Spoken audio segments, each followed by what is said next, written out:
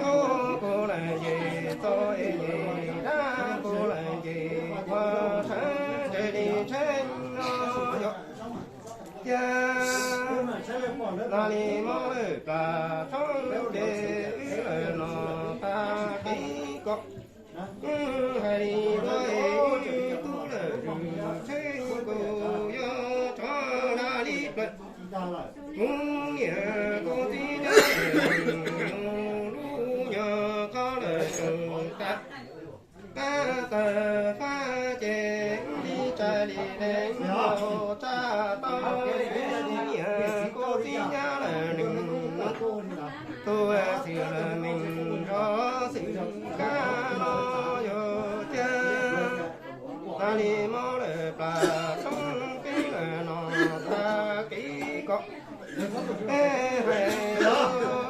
qua đi chỉ qua trong qua đi có ra đi bờ cũng nhẹ con chỉ nhớ lời nó nhờ khó lời chúng ta ta lời tình họ đi trái đi mình ngồi ra to cũng nhờ cô chỉ nhớ lời ca rồi theo lời mình tiền nó yo tí của mình không được mình không được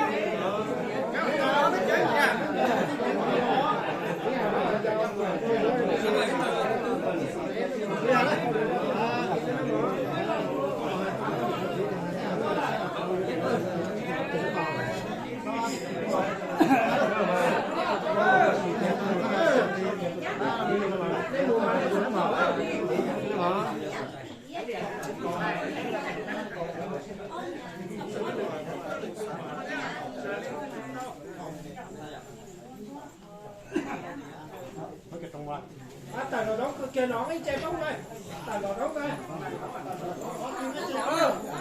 Tôi chia nhá, tôi lo nha. Cũng này mẹ tôi. Muốn đi trả tao mà tôi. Ôi, bông ta chỉ ăn thế này. Vừa nói như chia chạy. Nói chạy là đủ. Ôi chạy nó đi chào à. Lo nhá.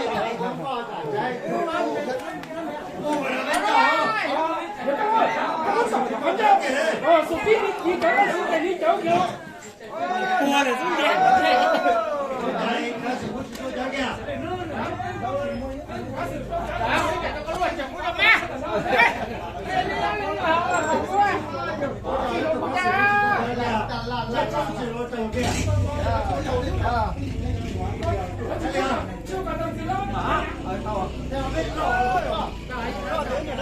Con chở gì lắm mà con sò thế ạ? Chị nhớ đấy.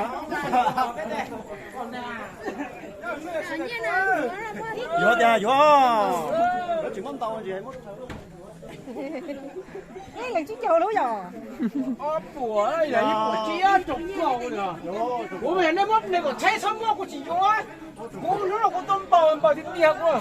Có chú chầu thì họ đèo. Bà mẹ của chị vô á. Đá lại, đây là nó đâu. Sao lý do em phải kết đấy. Bé mà phải kéo đá bé một bé. Mua đá phải hấp đá đấy biết không? Cho nó của cho thế. Họ lý mà. Họ cũng chơi cái nó nhớ một chiếc giao thông mà. Dạ là dạ.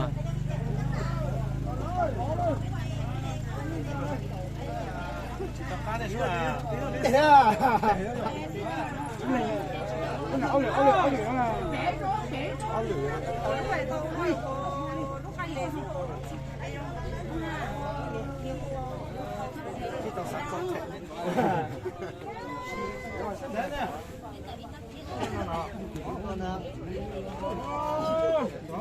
Người mẹ của con nó mà.